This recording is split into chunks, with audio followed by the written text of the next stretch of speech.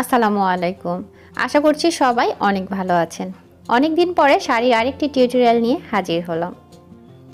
সবার অনেক বেশি রিকোয়েস্ট ছিল যে আপু এই শাড়ির টিউটোরিয়ালটা আমাদের সাথে শেয়ার করেন, কারণ এই শাড়ির একটা ছোট্ট ভিডিও আমি ইউটিউবে শেয়ার করেছিলাম। তারপর থেকেই অনেক রিকোয়েস্ট পেয়েছি। তো আজকে আপনাদের সাথে সেই শাড়ির টিউটোরিয়াল শেয়ার করব। এই শাড়িগুলোকে সাধারণত হাফ অ্যান্ড হাফ শাড়ি বলা হয়। তো ভিডিওটি শুরু করার আগে যারা নতুন আছেন আমার চ্যানেলে, এখনও আমার চ্যানেলটি সাবস্ক্রাইব করেননি, তারা অবশ্যই চ্যানেলটি সাবস্ক্রাইব করে নেবেন এবং পাশে থাকা বেল আইকনটি বাজিয়ে দিবেন। আর যারা অলরেডি সাবস্ক্রাইব করেছেন তাদের সবাইকে অনেক অনেক ধন্যবাদ আর ভালোবাসা। তো আজকে ফার্স্ট টাইম যারা আমার এই শাড়ির টিউটোরিয়ালটা দেখছেন তাদের জন্য বলে নিচ্ছি, আমি কিন্তু এছাড়াও আরও বিভিন্ন ধরনের শাড়ির টিউটোরিয়াল চ্যানেলে ইতিমধ্যে শেয়ার করেছি। তো যারা যারা সেগুলো মিস করেছেন তাদের জন্য আই বাটনে এখন লিঙ্কটা দিয়ে দিচ্ছি এবং ডেসক্রিপশন বক্সেও সেই লিঙ্কটা দিয়ে দিব। আপনারা চাইলে সেখান থেকে আমার অন্যান্য শাড়ির টিউটোরিয়ালগুলোও দেখে নিতে পারেন। আর আজকের ভিডিওটা প্রথম থেকে শেষ পর্যন্ত দেখার রিকোয়েস্ট রইল, কারণ আজকের ভিডিওর শেষের দিকে আমি কিছু গুরুত্বপূর্ণ বিষয় আপনাদের সাথে শেয়ার করব, যেগুলো সবসময় আমি প্রশ্নের সম্মুখীন হয়ে থাকি, সেই প্রশ্নগুলোর উত্তর দিব। তো তার আগে বলে নিচ্ছি, আমার ফেসবুক পেজ তাহা বাই তামান হ্যান্ডিক্রাফটে আপনারা কানেক্ট থাকতে পারেন। আর যদি আমার এই হাতের কাছে শাড়িগুলো আপনারা নিতে চান, সেই পেজে আমার সাথে নক করতে পারেন। আর যারা ফেসবুক ইউজ করেন না তাদের ক্ষেত্রে আপনারা আমার ইমেল অ্যাড্রেসে ইমেল করতে পারেন। ইমেল অ্যাড্রেস আমার ভিডিওর ডেসক্রিপশন বক্সে দেওয়া আছে। তো আপনারা যদি চান এরকম কোনো শাড়ি আপনাদের কালেকশনে রাখবেন, তাহলে অবশ্যই আমার সাথে যোগাযোগ করতে পারেন। তো অনেক বকবক করে ফেললাম, এবার চলুন শাড়ির টিউটোরিয়ালে চলে যাই। আর শাড়ির এই টিউটোরিয়ালটা দেখার ক্ষেত্রে ভিডিওটা স্কিপ না করে সম্পূর্ণ ভিডিওটা দেখার চেষ্টা করবেন, এতে করে আপনারা ভিডিওর মধ্যে অনেক ইনফরমেশন পেয়ে যাবেন। তো আমি এখানে শাড়ির আঁচল এবং বডির জন্য যে কাপড়টা নিয়েছি, এটা হচ্ছে টিস্যুর উপরে হেভি এমব্রয়ডারি এবং সিকোয়েন্সের কাজ করা একটা কাপড়। আর এখানে আমি 2.5 গজ কাপড় নিয়েছি। আর শাড়ির কুচির জন্য যে কাপড়টা আমি ব্যবহার করেছি সেই কাপড়টা নিয়েছি আমি এখানে 4 গজ। সাধারণত 3.5 গজ হলেই হয়ে যায়, বাট আমি একটু কুচি বেশি পছন্দ করি, যার কারণে কাপড়ের পরিমাণটা একটু বেশি নিয়েছি। এখন আমি এমব্রয়ডারি করা সেই কাপড়টার উপরে কুচির কাপড়টা এভাবে বিছিয়ে নিচ্ছি, কারণ সাধারণত শাড়ি 2.5 হাত বহরের হয়ে থাকে। আর আমি যেই সিকোয়েন্সের এমব্রয়ডারি কাজ করা কাপড়টা ব্যবহার করেছি ওটা হচ্ছে 3 হাত পানা। তো এই জন্য আমাকে এক্সট্রা কিছু কাপড় কেটে ফেলতে হবে। আর যার কারণেই আমি এই যে এভাবে বিছিয়ে নিয়েছি, যাতে ডিজাইনটা আমার শাড়িতে টোটালি থাকে। আর দুই পাশের এক্সট্রা যে কাপড়টা আছে সেটা আমি কেটে নিব। তো আপনারাও ঠিক এভাবে যদি 3 হাত বড় বহরের কাপড় নেন, সেই ক্ষেত্রে আপনারা ডিপেন্ড করে যে আপনারা কোন দিক থেকে কাপড়টা কেটে নেবেন, সেটা কাপড়ের ডিজাইনের উপর ভিত্তি করে একটু কেটে নেবেন। তো আমি 1/2 ইঞ্চির মতো কাপড় একটু বেশি রেখে দোনো পাশ থেকেই কাপড়টা এভাবে কেটে নিব। একটু কাপড় বেশি রাখছি এই কারণে যাতে আমি সেই কাপড়টা দিয়ে বর্ডার করে দিতে পারি। তো এভাবে আমি দোনো পাশ থেকেই কাপড়টা একটু বাড়তি রেখে কেটে নিচ্ছি। অনেকেই আছেন ভিডিও সম্পূর্ণ না দেখেই অনেক ধরনের প্রশ্ন করে ফেলেন, যেগুলোর উত্তর আসলে আমি ভিডিওতে বলেই দিই। এই জন্য আপনাদের সবসময় রিকোয়েস্ট করি ফুল ভিডিওটা দেখবেন। তো এই যে দুই পাশ থেকে আমি এক্সট্রা করে কাপড়টা কেটে ফেলেছি। এগুলো চাইলে কিন্তু আপনারা ব্লাউজের হাতায় কিন্তু লাগাতে পারেন কুচি করে। যাই হোক, এখানে আমি 2 রকমের লেস নিয়েছি। বর্ডারের জন্য এই লেসটা নিয়েছি, আর এই লেসটা আমি এখানে হচ্ছে গিয়ে টোটাল 10 গজ লেস নিয়েছি। 9.5 গজেই সাধারণত হয়ে যায়, বাট আমি যেহেতু কুচির কাপড়টা বেশি নিয়েছি তাই এখানে 10 গজ লেস নিয়েছি। আর আঁচলের অংশে ঝালটের মতো এই লেসটা নিয়েছি আমি 1.5 গজ। তো এই হচ্ছে আমার 2 রকমের লেস আমার নেওয়া হয়ে গিয়েছে। এবার শাড়িটা সেলাইয়ে আমি চলে যাব। তো শাড়ি সেলাইয়ের ক্ষেত্রে প্রথমেই যেটা করব, আমি যেই দুই পাশ থেকে কাপড়টা কেটেছিলাম সেই দুই পাশে আমি এভাবে চিকন করে সুন্দর করে বর্ডার করে নিব, যাতে এক্সট্রা কোনো সুতা বের না হয়। যদি আপনারা 2.5 হাত বহরের কাপড় ব্যবহার করেন সেই ক্ষেত্রে কিন্তু এই ঝামেলাটা থাকে না।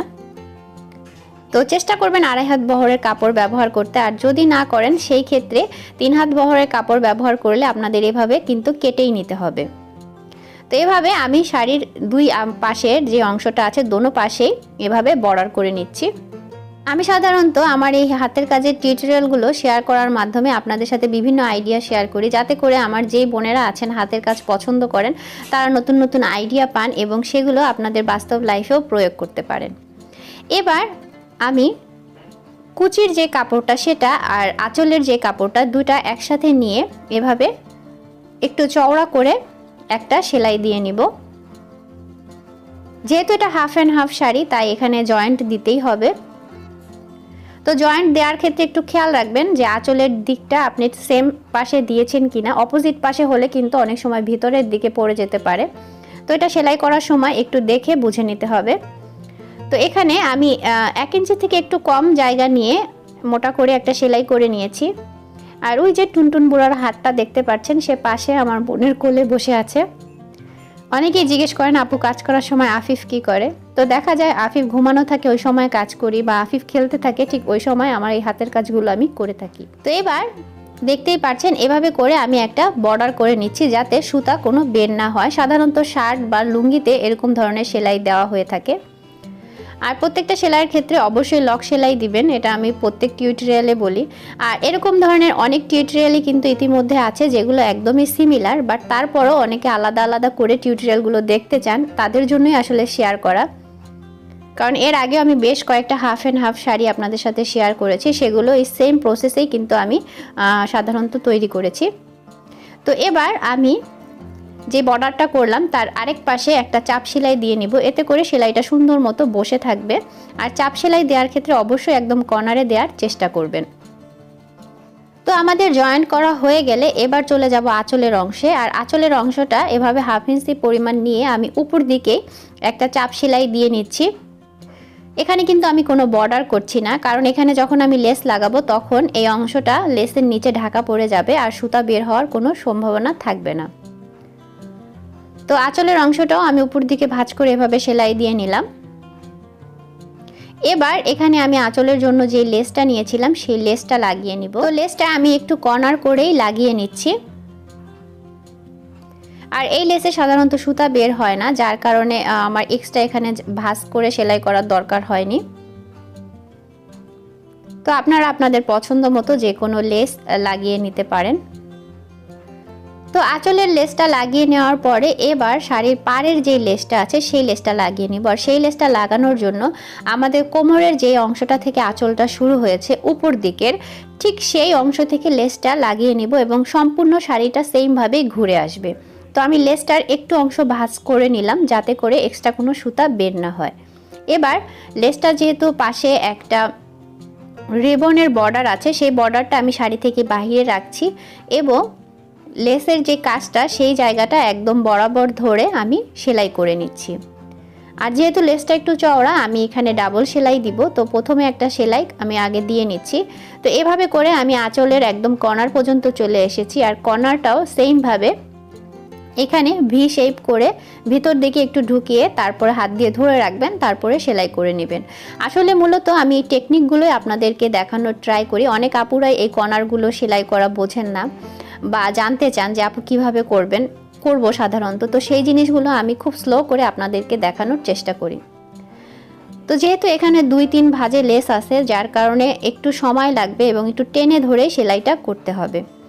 তো একটু আগে আঁচলের উপরে যে ঝালট লেসটা লাগালাম তার উপরেই কিন্তু আমি এই লেসটা লাগিয়ে নিচ্ছি। আর যার কারণেই এখানে নিচে যে কাপড়টা আমি ভাঁজ করেছিলাম সেটা থেকে কিন্তু আর কোনো সুতা বের হওয়ার সম্ভাবনা থাকবে না, কারণ সেটা লেসের নিচেই ঢাকা পড়ে গিয়েছে।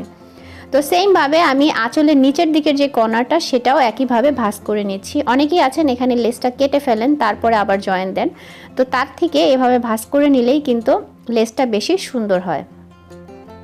তো এখন আমি নিচের দিকের অংশে আছি এবং টোটাল শাড়িটায় সেমভাবেই আমি এই লেসটা লাগিয়ে নিব।